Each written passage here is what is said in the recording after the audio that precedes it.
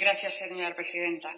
Bien, queda claro, como ya han dicho mis antecesores, que la lucha contra el cambio climático es una emergencia global que no admite excusas.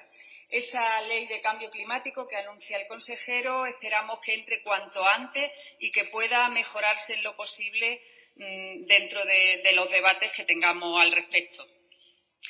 Siempre ha habido huracanes, grandes borrascas, sequías y otros fenómenos climáticos, pero es un hecho constatable que cada vez son más frecuentes e intensos. Eso evidencia el cambio en marcha. La principal causa de ese cambio sabemos perfectamente que son las emisiones de gases de efecto invernadero procedentes de la actividad humana. Luego es la actividad humana la responsable y la actividad humana es la que hay que rectificar.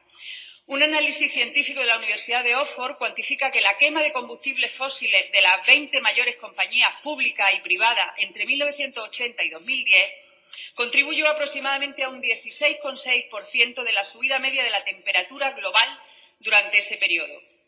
Una vez más, los datos del IPCC son concluyentes y constatables respecto a lo que está sucediendo con el clima global.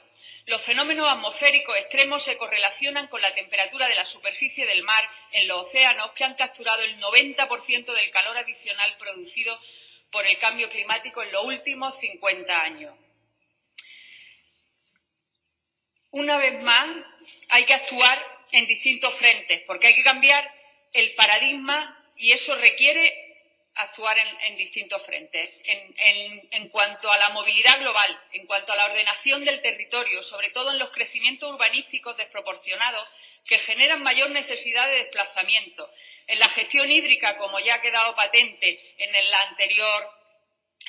el dictamen que hemos visto en el anterior debate, y cierre del ciclo natural del agua, recuperación de sistemas de protección naturales en nuestro litoral que eviten las consecuencias de tener buena parte de nuestra costa encementada, mantenimiento de zonas forestales en condiciones óptimas que eviten o minimicen los incendios forestales que cada vez afectan con más intensidad y a mayores extensiones.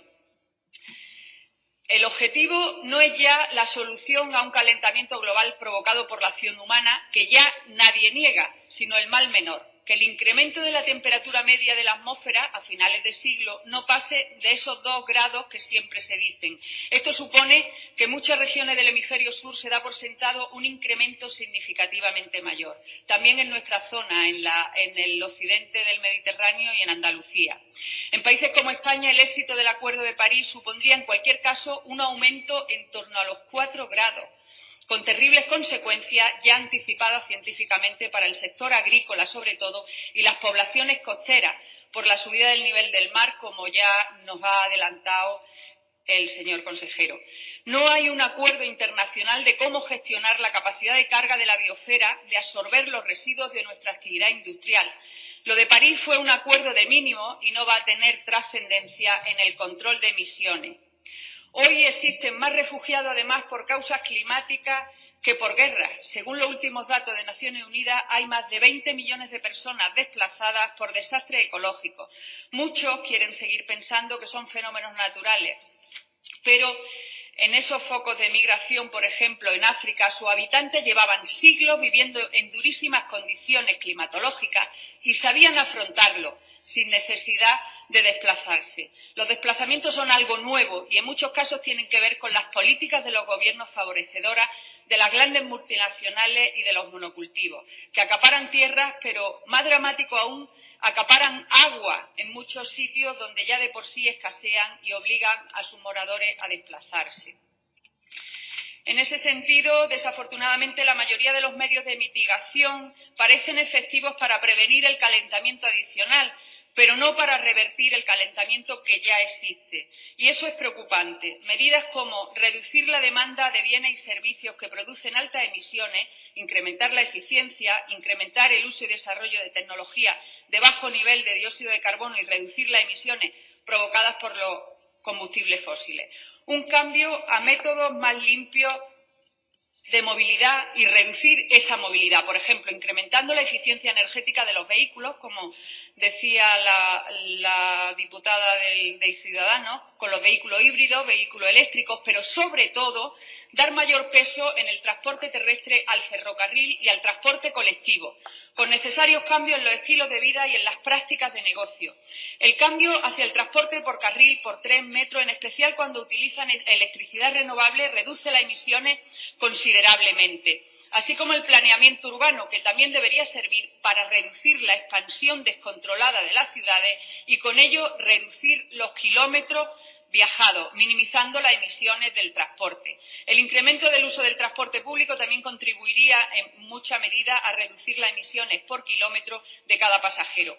En cuanto a la planificación urbana, tiene también un efecto sobre el consumo de energía. El uso ineficiente de la tierra, muchas veces tierra fértil, escasa, para los desarrollos urbanísticos, más allá de las necesidades reales y basándolo en la especulación, han aumentado los costes de infraestructura, así como la cantidad de energía necesaria para el transporte, los servicios comunitarios y los edificios. El uso de combustibles derivados del petróleo podría reducirse considerablemente a través del uso más compacto y mezclado de los patrones del suelo. El parque urbanístico construido a toda velocidad en los años de la burbuja no ha cumplido los estándares adecuados desde el punto de vista de la eficiencia energética y aprovechamiento pasivo de la energía, como tampoco ha satisfecho las necesidades de vivienda de una parte importante de la población, que no dispone de recursos suficientes. En ese sentido, fomentar la rehabilitación integral de áreas urbanas y mejorar la eficiencia energética del parque edificatorio. Proponemos que se promuevan modelos de rehabilitación integral y profunda que llegue a una reducción de al menos el 70% del consumo energético de cada edificio. Uno de los problemas más graves que nos tocará en Andalucía, además, tiene que ver con la especulación urbanística en el litoral. No cabe duda de que la invasión urbanística del espacio costero y llanuras de inundación, ante unos fenómenos cada vez más fuertes, hace también a las poblaciones más vulnerables a sus efectos. Y en relación a eso, hace pocos días, ya lo ha citado el diputado de Izquierda Unida, el señor Castro, en relación a la sentencia del Tribunal Superior de Justicia de Andalucía, que ha tumbado el plan de protección del corredor del litoral. La Junta lo aprobó en el 2015 y urge que en este sentido, después de la sentencia, se vuelva a aprobar en las condiciones que requiere esa sentencia. Es fundamental que se aborde con urgencia. El plan del corredor puso el foco en poner límite a nuevas construcciones en la franja de más de 500 metros de anchura del dominio público. Es decir, la filosofía del plan era considerar el litoral como un recurso territorial de interés regional, es decir, un instrumento de protección y no de ordenación. Y en ese sentido habría que incidir. Otro grave problema es el imparable proceso de desertificación, donde concurren diversos factores que se van sumando para empeorar la situación. La pésima gestión del ciclo del agua, sobre todo por el elevado peso de la que se destina a regadío, y asimismo la falta de protección a lugares de especial relevancia y valor natural, como es el caso de nuestro espacio más emblemático, Doñana, con su especialmente vulnerable y frágil marisma, de extraordinaria importancia, y que también cumplen las marismas un importante nivel, una importante función como la de amortiguar y minimizar las corrientes marinas cuando hay muchos vientos o tormentas, y esa es una función fundamental en relación a la protección del litoral, que muchas veces no tenemos en cuenta en cuanto al encementamiento al que sometemos a nuestro litoral. Finalmente, la conclusión que debemos extraer de toda la situación, bueno, la subida del nivel del mar, que además en la costa malagueña es especialmente grave porque es mayor que en ningún otro sitio, y extraemos las medidas contra el cambio climático tienen que ser de mitigación, pero también de adaptación, porque ya la temperatura que se ha elevado no se va a revertir. Por eso, desde aquí le pedimos, señor consejero, que se adopten las medidas necesarias ya, que esa ley que usted promete cuanto antes se aborde y se alcance una norma que lo regule de forma adecuada.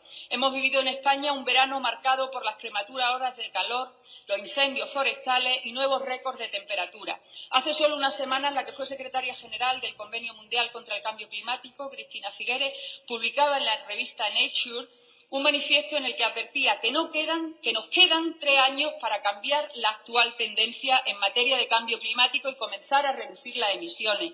Plantea el desarrollo de una hoja de ruta de 6 puntos en sectores concretos que nos permitan alcanzar ese objetivo. En ese sentido, esos 6 objetivos, que no me da tiempo a citarlos, le animo a que los tenga en cuenta en esta ley que pronto debatiremos en este Parlamento. Gracias.